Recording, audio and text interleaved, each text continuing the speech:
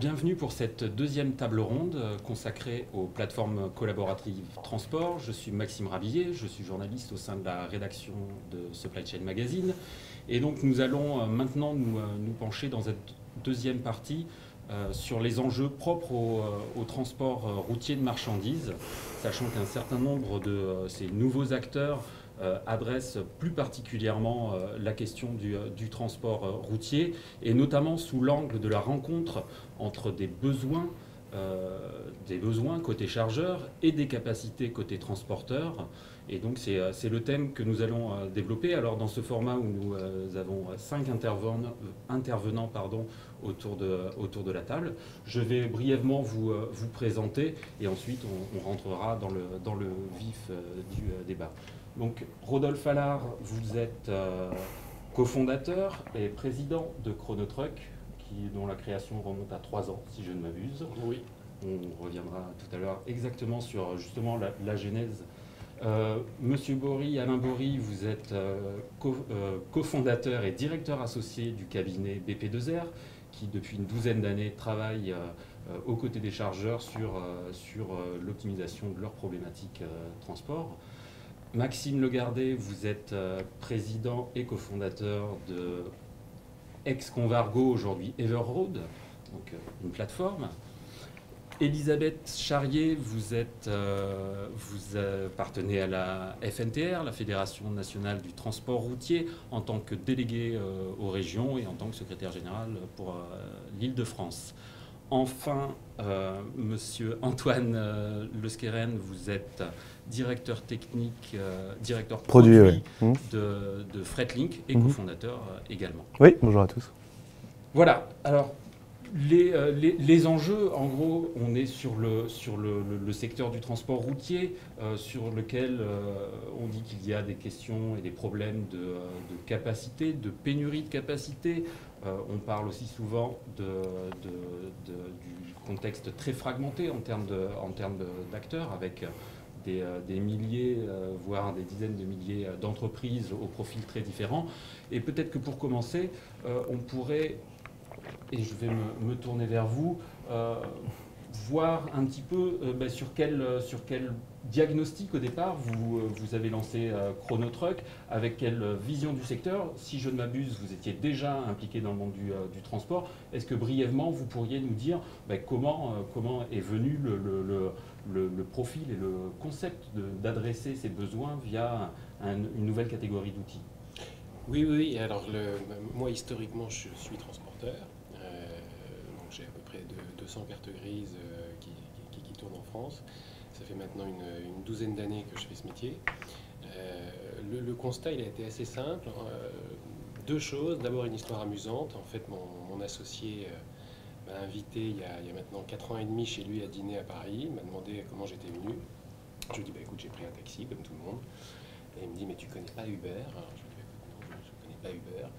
Donc il m'a fait prendre mon premier Uber, et plutôt que d'avoir un regard sur les polémiques sociales d'embauche qu'on peut avoir ou autres, j'ai surtout tilté sur l'application en tant que telle, l'application mobile, qui en réalité permet de remplir des banquettes de voitures, alors que moi, mon métier historique, c'est de remplir des camions. Voilà. Donc ça a été le premier déclic. Après, la deuxième chose, pourquoi l'idée a matché chez moi? Parce que dans mes sociétés, sur les exploitants que j'ai en interne chez moi, j'ai à peu près la moitié de mes exploitants qui passent leur temps à trouver des compléments de chargement. Depuis que le monde est monde, surtout depuis que le commerce existe, on transporte des marchandises, et ça fait maintenant des milliers d'années que les gens qui transportent des marchandises, quand ils arrivent sur un point B de livraison, dans une livraison de A à B, n'ont pas forcément autour d'eux des clients qui les attendent les bras croisés en disant « ça tombe bien que vous soyez là, je voulais justement faire partir de la marchandise ».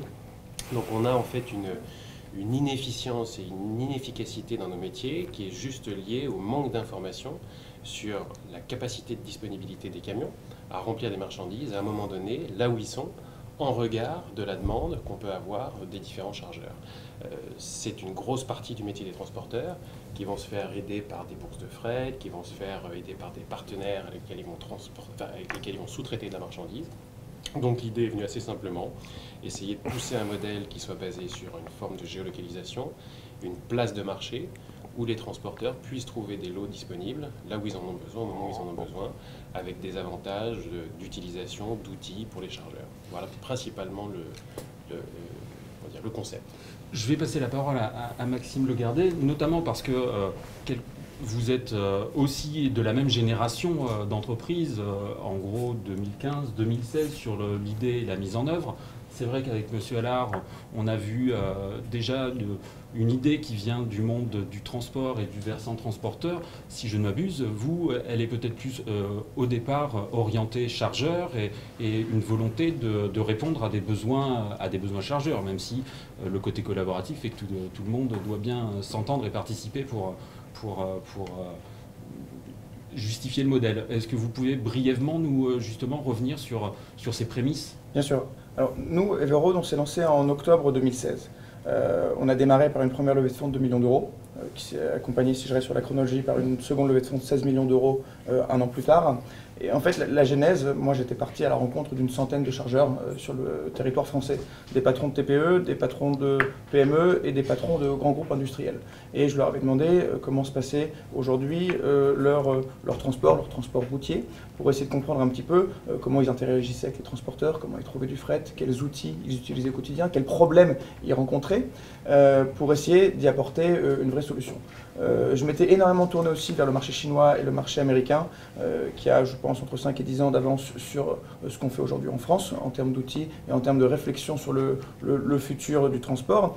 Et j'ai essayé d'ancrer dans l'ADN de la boîte le fait que la technologie et la digitalisation devaient s'accompagner d'un fort accompagnement humain. C'est pour ça qu'on utilise beaucoup des mots comme plateforme, mais avant tout, on est une société de passionnés du transport qui est censée rendre plus efficient un secteur qui en a besoin et un secteur qui est la pierre angulaire de l'économie.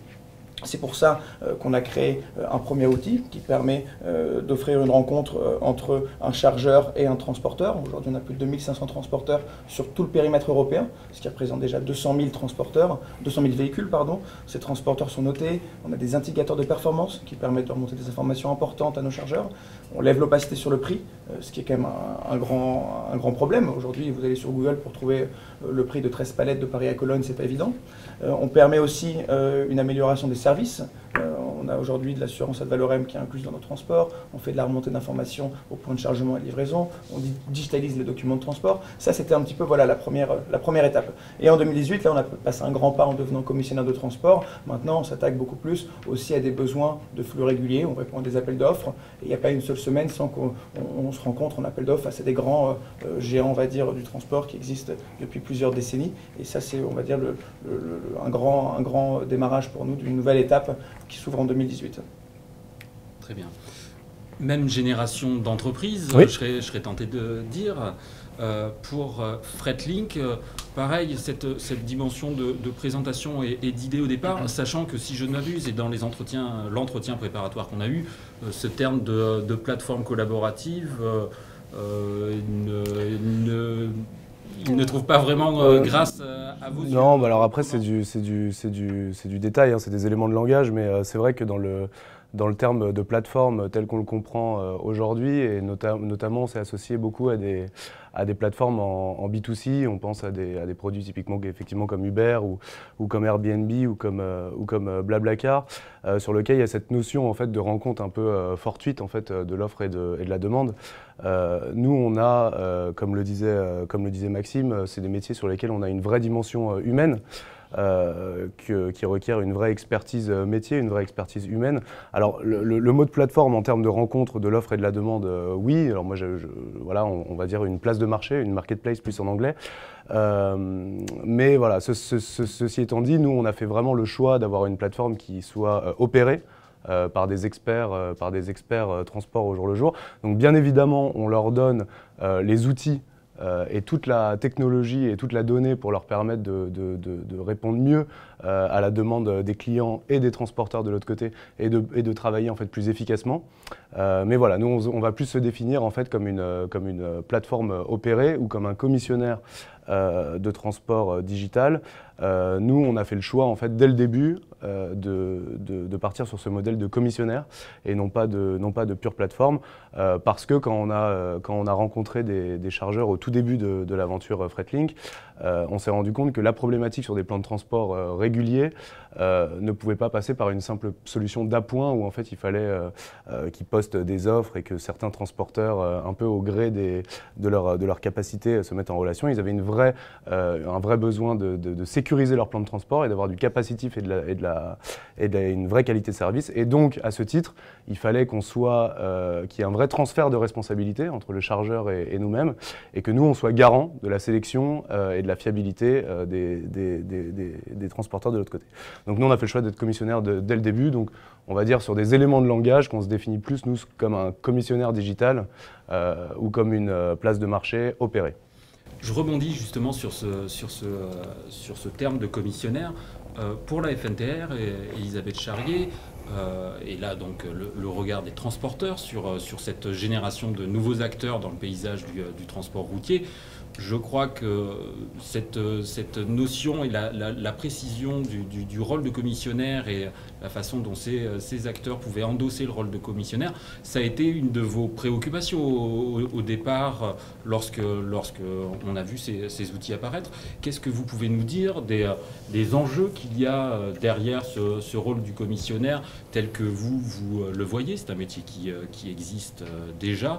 Qu'est-ce que vous pouvez nous dire des enjeux pratiques qu'il y a à la fois d'ailleurs pour les transporteurs, pour les chargeurs? Qu'est-ce qu'on entend derrière ce volet commissionnaire? C'est le mot chargeur, c'est le client. Et le commissionnaire ou le statut de commissionnaire, on le voit à travers les différentes interventions. Le client a besoin de pouvoir confier une marchandise à un opérateur qui va endosser la responsabilité du transport, ou en tout cas d'une partie du transport, ou qui va le confier en tout cas à un transporteur. La fédération, c'est un organisme qui est là pour veiller à ce que les règles du marché soient les mêmes pour tous et que chaque acteur dans ce marché soit protégé dans son rôle, que ce soit un chargeur, un transporteur ou un commissionnaire. Et l'apparition effectivement des plateformes digitales, pour nous en tout cas, pour nos professionnels, sont apparus comme un nouvel intermédiaire qui se calquait sur le modèle de celui du commissionnaire. Il est entre le client et le transporteur. Et donc naturellement, il se devait, ce nouvel intermédiaire, de respecter des règles qui existaient déjà, ou alors de demander au pouvoir public d'appliquer des règles qui pourraient s'adapter à cette intermédiation. L'idée après a été d'étudier avec les plateformes digitales, de travailler ensemble et de comprendre est-ce que votre métier finalement se positionne réellement comme celui d'un commissionnaire? Est-ce qu'il y a réellement besoin que les pouvoirs publics viennent sécuriser aussi votre activité? Parce que l'idée c'est ça, c'est que celui qui vient faire de l'intermédiation, il faut aussi qu'il soit protégé. On est sur un secteur extrêmement réglementé, réglementation européenne, française. Il faut que chacun puisse se protéger derrière une barrière juridique qui va pérenniser son activité et limiter le risque. Donc voilà, l'action de la fédération, ça a été effectivement d'échanger avec les acteurs, de voir comment ils se positionnaient. Est-ce que je définis le prix? Est-ce que le chargeur connaît le nom du transporteur? Est-ce que finalement je suis un commissionnaire? Et de demander au pouvoir public de trancher en disant, eh bien, est-ce qu'il suffit de trouver une nouvelle dénomination commissionnaire digital ou intermédiation digitale, de l'intégrer dans les contrats types qui existent du commissionnaire, ou est-ce qu'il y a la nécessité d'avoir quelque chose qui soit différent? J'ai pas le sentiment qu'il y ait besoin de créer un nouveau statut de commissionnaire ou d'intermédiation digitale. Le digital est un outil et aujourd'hui un outil qui est à la disposition de ces commissionnaires qui sont là, qui s'intègrent dans le marché. Après, oui, il y a eu, en fait, je pense que c'est le traumatisme d'Uber qui a provoqué l'inquiétude, où à partir du moment où on disait on va ubériser le marché, tout ça c'est du marketing, on va arrêter qu'il y ait des camions qui circulent à vide, comme si tous les camions circulaient à vide. Non, il y a de l'optimisation à faire. On va réguler ou en tout cas mutualiser, ça c'est le propos, et être vigilant à ce que le positionnement marketing des plateformes ne vienne pas déstabiliser le marché et du coup faire de la pédagogie auprès des professionnels qui pourraient se poser la question, est-ce que j'y vais, est-ce que j'y vais pas? le chargeur, est-ce que j'y vais, est-ce que j'y vais pas, chacun étant sécurisé, la relation contractuelle elle est là et tout le monde peut y aller. Alors d'autant plus qu'il y a deux, si je peux me permettre, il y a deux éléments dans ce que vous dites qui sont intéressants. Le premier, c'est que je pense qu'on est tous les trois concernés dans nos conditions générales d'utilisation. On reprend en fait le contrat type de commissaire de transport. Donc on est soumis aux mêmes règles et aux mêmes responsabilités, au même transfert de responsabilités. Donc on est donc donneur d'ordre nous-mêmes. Donc ça, c'est ce que vous avez dit, c'est très important. Et en fait, effectivement, il y a une assimilation qu'on peut comprendre et qui peut faire peur avec Uber. Cela dit, sur Uber, en fait, ils ont créé une offre qui est rentrée en compétition avec l'offre existante, alors que nous, en fait, on s'adresse à la même offre de transport. Et nous, en fait, on est un complément pour eux de service, mais on ne vient pas les mettre en concurrence avec une nouvelle supply qu'on vient créer. Donc voilà, il y a un peu une confusion des genres qu'on peut comprendre, nous. Et c'est aussi pour cette raison pour laquelle nous, on se défend un peu. Et là, c'est, comme vous le dites, des éléments de langage et du marketing d'être appelé plateforme, parce qu'effectivement, on peut être confondu avec des modèles qui n'ont rien à voir avec le nôtre. Justement, je me tourne vers M. Bory pour compléter ce premier tour de table.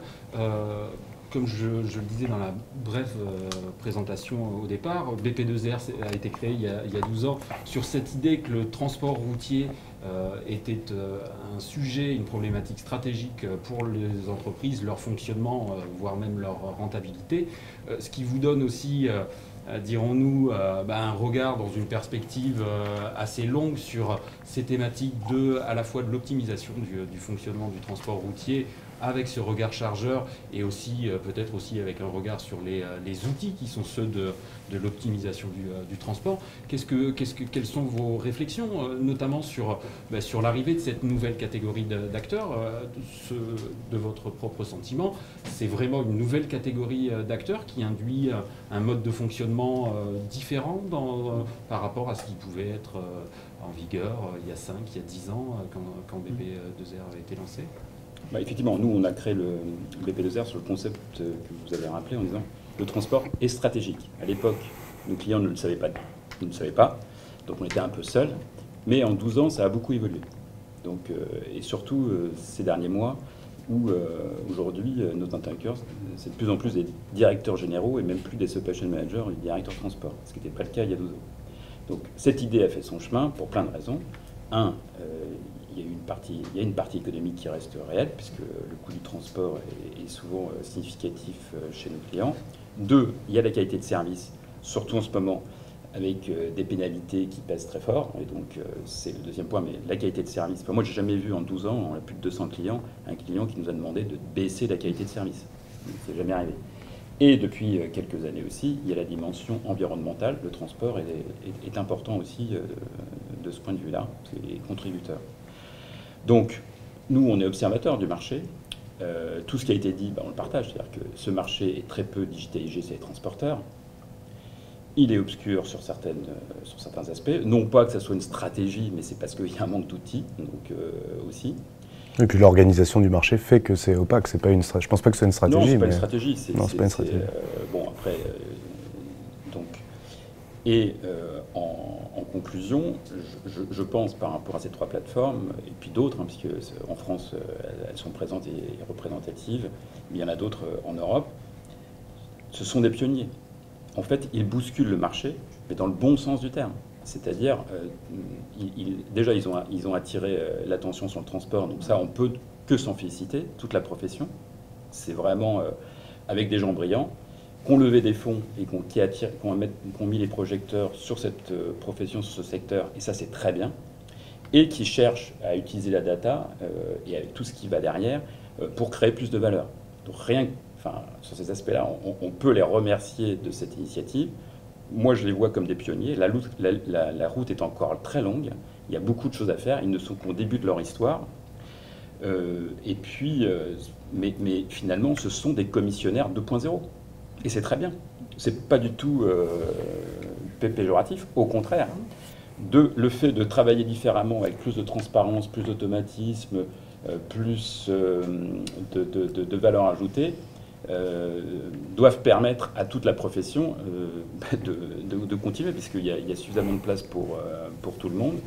Mais il faut que les commissionnaires, entre guillemets, ancienne génération, qui ne savaient pas trop comment prendre le problème, puisse soit travailler avec eux, mais à ce moment-là, en tant que sous-traitant, soit de développer des choses et puis de contribuer à ce que ce secteur soit plus efficace. Justement, vous le soulevez, ce métier de commissionnaire, il existe par ailleurs. Il y a des acteurs, et même de gros acteurs mondiaux, qui sont 100% commissionnaires. Il y a des sociétés de transport qui ont une partie de leur activité en tant que commissionnaire. Il y a des prestataires logistiques dont les cellules transport assurent ce métier. Alors, si on reprend la notion de commissionnaire digital, il amène quoi ce digital? Il amène une valeur ajoutée différente, il amène une modernité qui manquait, ou vraiment il y a quelque chose en plus pour les chargeurs, pour les transporteurs? Quelle est cette valeur ajoutée par rapport au métier traditionnel de commissionnaire? Moi, il y a quelque chose qui m'a toujours frappé, c'est de savoir qu'aujourd'hui, en ordre de transport, c'est plusieurs emails, plusieurs coups de téléphone et encore plusieurs coups de fax. On nous demande, il y a des transporteurs qui nous demandent de plugger le fax. Ça, je l'ai toujours refusé en interne en disant que si on commence par là, on n'a pas fini. Pigeon voyageur. Vous imaginez le chargeur qui doit téléphoner à son commissionnaire, qui ensuite appelle la boîte de transport, qui appelle le chauffeur routier qui est sur l'autoroute, qui remonte l'information. Nous, on a recruté là, un directeur de transport qui gérait toute la cellule affrètement de Gennevilliers chez Jeffco en France depuis 12 ans. Du coup, les process, il nous les décrit parce qu'il les a vécus. C'est vraiment des bacs de papier avec des process qui sont manuels. On ne peut pas se dire qu'aujourd'hui, en 2018 et dans les 10 prochaines années, on va continuer avec ce process-là. Donc je pense qu'un des grands avantages de ce qu'on fait, de la digitalisation, des moyens qu'on met en œuvre, c'est de faire en sorte d'avoir plus de transparence. C'est quelque chose d'important dans un secteur où l'information doit circuler très vite. On est quand même dans un secteur où on veut savoir où est l'information le plus rapidement possible parce que ça concerne notre marchandise. De lever aussi la transparence aussi sur le prix. Moi, c'est quelque chose que je trouvais effarant, de savoir que je peux connaître le prix d'une enveloppe 300 grammes chez Chronoprost, mais que je ne peux pas savoir le prix de 17 palettes pour Paris-Hanovre. Et d'avoir, si vous voulez, des outils qui permettent de faire les choses plus simplement. Il y a quelque chose qui est très simple, mais sur notre plateforme sur Evoud, on peut créer un compte en 30 secondes. Moi, j'ai essayé de créer un compte sur XPO pour envoyer des palettes, c'est extrêmement complexe, c'est extrêmement long. Ensuite, on souhaite rentrer un besoin de chargement. On a des interfaces aujourd'hui qui sont un peu plus nouvelles que ce qui existait depuis 20 ans, qui permettent de rentrer un besoin, un point de livraison, un point de chargement, de rentrer un contact qui va être notifié. Et cette information-là, elle est vue par des milliers de transporteurs en temps réel, ce qui est quand même extrêmement génial.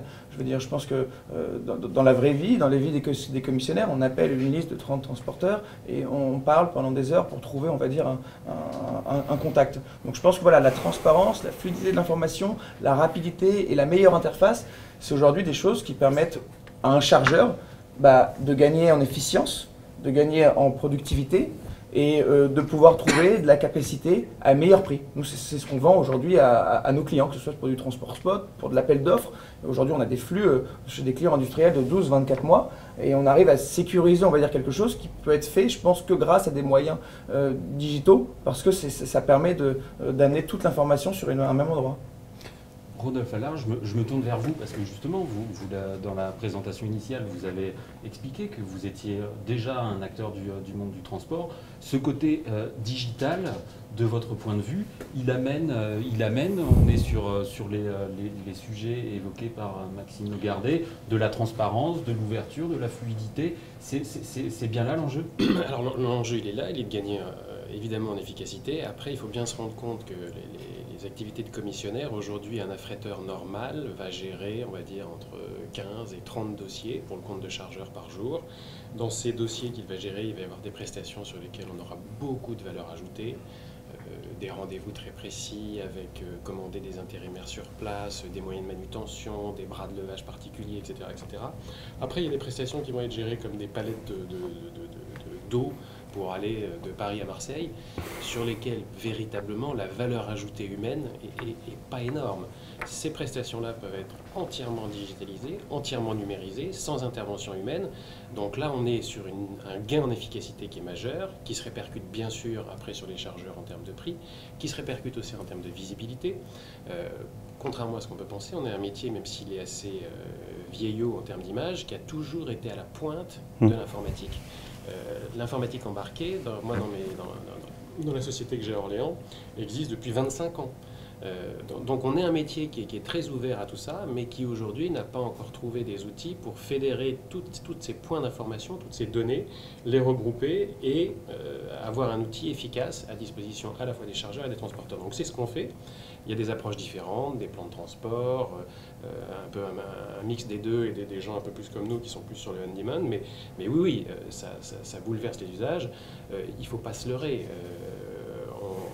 Si on prend un acteur comme Robinson aux États-Unis, qui a acheté il y a maintenant 4 ans un commissionnaire digital pour plus de 360 millions de dollars, aujourd'hui Robinson fait quasiment 30 à 40% de ses flux uniquement au travers de ce commissionnaire. Donc Maxime a entièrement raison, on a pris un pas de retard. Après, bon, même si on a été un peu en retard, en Europe, on est parmi les acteurs qui ont été les premiers à débarquer en Europe. Je suis tout à fait d'accord, c'est quelque chose qui va forcément se mettre dans la durée, mais le gain pour les entreprises est majeur, le gain pour les transporteurs est majeur. On est dans un métier où, même si on a des prestations contractualisées, et moi je le sais puisque j'ai des prestations en tant que transporteur avec des clients qui me passent des prestations à l'année, la réalité opérationnelle, c'est que 30, parfois 35, 40% de ces prestations, je vais quand même les sous-traiter. Parce que je n'ai pas des camions dans toute la France, à tous les coins de départements qui sont vides et qui attendent. Donc on a un phénomène, mais qui est effectivement qui est pas voulu, hein, mais on a un phénomène de sous-traitance qui s'opère dans notre métier qui entraîne de la sous-traitance en cascade. Cette sous-traitance en cascade, elle bénéficie malheureusement pas du tout aux clients. Et en plus, on a des intermédiaires qui vont prendre des commissions jusqu'à des petits transporteurs, parfois des transporteurs étrangers, qui vont venir travailler chez nous à des prix qui leur correspondent. Et entre-temps, on a 4-5 acteurs qui ont pris une com. On a eu beaucoup de craintes, enfin beaucoup de transporteurs de petite taille ont eu peur de cette digitalisation, alors que, contrairement à ce qu'on pense, on a redonné du pouvoir à ces gens-là, qui, plutôt que de se retrouver en bout de chaîne, se sont retrouvés en contact direct avec le client, et avec un phénomène assez amusant. Alors je suis assez d'accord avec ce que vous avez dit avec ce qu'a dit Antoine sur le côté collaboratif. Si je peux me permettre, le côté collaboratif, il est aussi un peu marketing. La réalité, c'est qu'on est commissionnaire digital. Ça veut dire que pour l'organisation d'un flux et la mise en relation d'un transporteur et d'un client, on prend une commission. Donc on n'est pas des associations, hein, on n'est pas là pour faire du collaboratif pur, on est là pour gagner de l'argent. Après, la notion collaborative qui est très intéressante, et en particulier dans le fonctionnement de marketplace, c'est que le transporteur et le chargeur sont amenés à noter les prestations. Quand vous avez... Sur Chronotruck, c'est pas forcément le modèle de tout le monde. Peut-être pas le modèle de tout le monde. En tout cas, nous, notre modèle, il est basé sur ça. Ça veut dire quoi? Ça veut dire deux choses intéressantes. Quand vous êtes transporteur, je dis, vous recevez des cahiers des charges de 60 pages pour vous mettre en conformité avec les besoins du chargeur. Dans la réalité, quand vous discutez avec les acheteurs, ce qu'ils veulent, c'est que les prestations soient de qualité, efficaces et arrivées en temps. De savoir si le camion est bleu, rouge, jaune ou blanc, c'est véritablement pas là où la valeur ajoutée se trouve. Ce qui peut être intéressant, et nous c'est ce qu'on croit, c'est qu'à partir du moment où des marketplaces vont émerger et où les gens vont se noter entre eux, mécaniquement, quand vous êtes XPO, quand vous êtes Geodis, et que vous êtes noté par pas un ou deux clients, mais que vous êtes noté par 200, 300, 400, 1000, 2000 clients, et que votre rating global est tiré vers le haut, eh bien pour nous, on pense que c'est le meilleur cahier des charges possible et la meilleure manière d'évaluer un prestataire de transport, parce que différents acteurs avec différents besoins vont le noter. Donc on pense véritablement que, même si aujourd'hui on est tous à la recherche d'un volume et d'un effet réseau massif, il est possible qu'à un moment donné on arrive à un niveau de saturation où les gens vont pouvoir nous dire « mais moi je veux que mes commandes ne soient traitées que par des transporteurs qui aient 4 ou 5 étoiles ». Et on va avoir un nivellement de la qualité de service par le haut, contrairement à ce que vous pouvez voir sur des plateformes où on va être sur des enchères inversées, qui sont des modèles qui sont aussi arrivés en Europe et aussi aux États-Unis, beaucoup moins efficaces, on va dire, sur le B2B, plus sur le B2C. Mais donc la qualité de service va monter vers le haut. Donc il est possible qu'à un moment donné, on ne retrouve sur ces plateformes, en tout cas avec les bonnes notes, que des transporteurs qui aient des bonnes étoiles. Ouais. Moi j'ai un dernier petit point. C'est un peu... Alors, attendez, ouais, moi je veux bien rebondir là-dessus. Juste un dernier petit point, je termine juste sur ça. On croit toujours, et beaucoup de patrons d'entreprise le disent, que dans le service, puisqu'on a un métier de service, que les petites entreprises sont plus efficaces et apportent un taux de service meilleur. Bon, ça se discute. Ouais. La réalité, c'est que chez nous, quand on fait les stats sur l'ensemble des ratings qui sont apportés, eh bien, plus le patron est proche de ses chauffeurs, plus la note est meilleure. Et on se retrouve avec des petits transporteurs qui ont des prestations qui sont bien mieux notées que des très grands transporteurs qui ont pignon sur rue. Ça dépend tellement des axes. Oui. Moi, je ne ferai pas de généralité là-dessus non plus. Mais... Alors, Ça, je vais peut-être juste... ouais, vous voulez rebondir je voulais peut-être passer la parole Ok, allez. justement à Elisabeth Charrier, Ouais, parce qu'il y avait dans ce qui a été dit, il y avait des éléments, dirons-nous, de diagnostic sur l'opacité du fonctionnement du secteur, avec notamment les relations de sous-traitance. Là, il y avait un point sur une volonté de tirer vers le haut les niveaux de service. Comment vous entendez ce portrait en creux qui est fait de la profession, et est-ce que derrière justement vous sentez qu'il y a peut-être aussi une opportunité à travers des nouvelles générations d'outils de faire évoluer les pratiques et les modes de fonctionnement? Oui, on parle d'opacité, mais en fait l'opacité, elle est liée à la structure de la chaîne de décision, comme l'a bien expliqué Maxime. C'est qu'on a différents intervenants qui opèrent chacun sur leur chaîne de décision ou leurs prestations, et que pour savoir réellement ce qui a été fait derrière, eh bien, il va falloir dérouler. Quand on n'a pas d'outils de mesure, il faut aller voir chaque petit bout pour comprendre pourquoi ça a fonctionné ou pourquoi ça n'a pas fonctionné et combien ça coûte au final. Et aujourd'hui, oui, la transparence, elle se fait grâce à ces outils-là parce qu'il y a quelque chose de plus direct. La plateforme collaborative, moi j'aime pas ce mot-là parce qu'effectivement c'est pas adapté, mais le commissionnaire digital, il donne l'opportunité, il donne un potentiel de croissance à des petites entreprises qui jamais n'auraient eu l'occasion d'être en contact avec un grand donneur d'ordre parce que ils n'ont pas la capacité à répondre à un appel d'offres global. Donc on a effectivement ce raccourcissement de la chaîne de service, et du coup ce raccourcissement donne plus de transparence et pour le transporteur et pour le chargeur. Mais par rapport à ce qu'on disait, c'est que ce qui s'est passé surtout ces dernières années, c'est que moi la plupart de mes clients, ils ne veulent pas avoir plein de transporteurs. Non, peu. Ils veulent pas, ils veulent, enfin un ou mais pas Plus beaucoup, quelques-uns. parce que c'est compliqué de les paramétrer sur SAP, en Pologne, ensuite ça revient ici. Donc déjà pour créer un nouveau prestataire, c'est la croix et la bannière. Donc de toute façon, cette opacité, elle est aussi générée par les chargeurs qui ne veulent pas avoir traité en direct les acteurs de fin de chaîne parce qu'ils ne savent pas les traiter d'un point de vue administratif. Donc c'est vrai que là, c'est un peu une combinaison des deux, parce que c'est sain de savoir qui a fait le job et qui l'a bien fait, et ça valorise le client transporteur, et ça c'est très bien. Maintenant, il ne va pas facturer en direct et il ne va pas discuter avec le... Non, pas du tout. Non, mais justement, nous, notre but, c'est de centraliser... Donc c'est bien la plateforme qui fait le tampon, et plus on parlait de... C'est pour ça que la plateforme n'est pas le bon terme. La plateforme digitale n'est pas du tout le bon terme. Mais je pense qu'on va passer d'un modèle dont on parle aujourd'hui de commissionnaire à commissionnaire 2.0, et pour noter tous les avantages de ce qu'on apporte, je pense, dans la profession, ça passera que par un produit. Oui. Nous, on l'a toujours en interne, dans la tête de nos équipes tous les matins, c'est de se dire, on ne veut pas reproduire le modèle existant en se disant qu'on est Everroad, mais qu'on fait le même boulot qui a été fait avant. Nous, on a 40% de nos ressources. Mais vous le faites. On démarre comme ça. On démarre comme ça, mais après, on optimise. Mais nous, on a 40% depuis le premier jour de nos ressources qui sont dans l'équipe technique, par exemple. Je veux dire, il n'a jamais été voulu de faire une salle d'affrètement avec une salle de commerciaux. Donc, le produit, pour moi, c'est le socle si jamais on veut réussir à optimiser la profession. C'est pour ça aussi, alors c'est accompagné par de l'humain, bien sûr, comme j'ai dit au début, mais c'est pour ça, nous, par exemple, on a fait le choix, nous, on a mis un directeur produit qui vient de qui a monté toute la branche B2B Uber aux États-Unis. Parce qu'il a l'expertise et parce qu'il a su faire ça dans un modèle qui est extrêmement fragmenté, où il y avait aussi une opacité, aussi il y avait, on va dire, des choses à faire évoluer. Pour rebondir sur les chiffres de tout à l'heure en termes d'efficience, nous on a déjà plus de la moitié de nos transports qui sont pris sans aucune intervention manuelle par les transporteurs. Alors la route est longue, hein, parce qu'on est sur quelque chose qui se fera en plusieurs années. On n'a pas vocation à disrupter un marché en 6 mois. Mais plus de 50% de nos transports, qui sont publiés par nos donneurs d'ordre, aujourd'hui, sur la partie spot, sont pris automatiquement, sans aucune intervention humaine, en moins d'1 heure et demie, 2 heures par un transporteur. Oui, quand on voit ça, on se dit que c'est une énorme... C'était déjà le cas dans la bourse de fret. Dès que je fais, vous aviez quand même des gens qui devaient se battre sur un outil pour aller filtrer, pour aller chercher. Et nous, aujourd'hui, ce qui est génial, c'est que notre transporteur, un transporteur qui rejoint notre plateforme, la principale différence, c'est que sur la bourse de fret, il n'y a pas de prix. On va le rencontrer dans la majeure partie des cas sur le terrain. C'est un transporteur. donne un ordre. On va le rencontrer sur le terrain, donc on va aller, je pense que c'est très peu de bourgs de fret dans les années 80, 90, 2000, ont pris leur voiture pour aller rencontrer dans les salles d'affrètement les exploitants, ça c'est la première chose.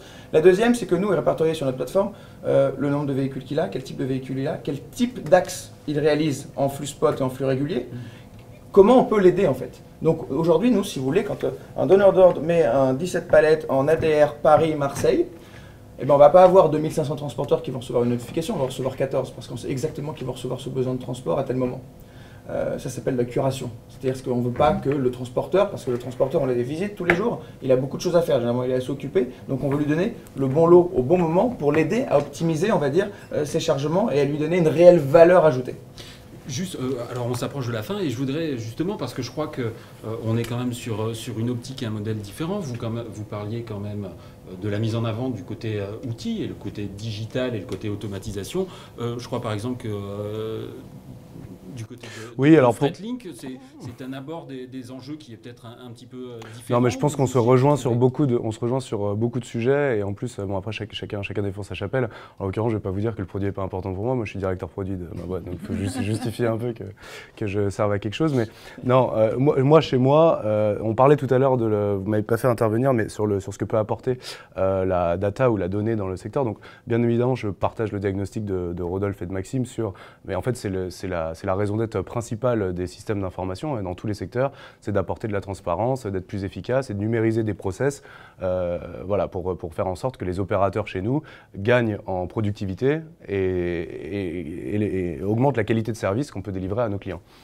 Il y a quand même une deuxième composante chez nous, qui est qu'on opère sur des économies et sur une économie de réseau à proprement parler, et que via la data, en opérant sur des plans de transport avec de la régularité, des fréquences, etc., on peut réellement apporter à moyen et à long terme des vraies capacités d'optimisation, à savoir de mutualisation entre les chargeurs, de massification de couloirs de production, etc. Donc là, pour le coup, plus sur des architectures de données un peu plus complexes, mais là où ça fait tout son sens, parce que par définition, le transport, c'est des économies de réseau. Juste rapidement pour revenir, nous, sur le système de notation des transporteurs, nous on a fait le choix, on en a beaucoup parlé en interne, de ne pas le faire, parce qu'on pensait, nous, alors après encore une fois le débat est ouvert, mais que c'était une manière de se défausser un tout petit peu de notre rôle de commissionnaire pour le coup traditionnel, c'est-à-dire que nous on a le devoir de conseil et de sélection du bon prestataire de l'autre côté. Nous on a une notation, bien évidemment, qui est une notation qu'on essaye de rendre la plus rationnelle possible sur la qualité de service du transporteur, mais, et c'est aussi parce qu'on a une différence d'approche, vous êtes plus sur du on-demand et sur du spot, et nous sur du plan de transport, disons, un peu plus complexe.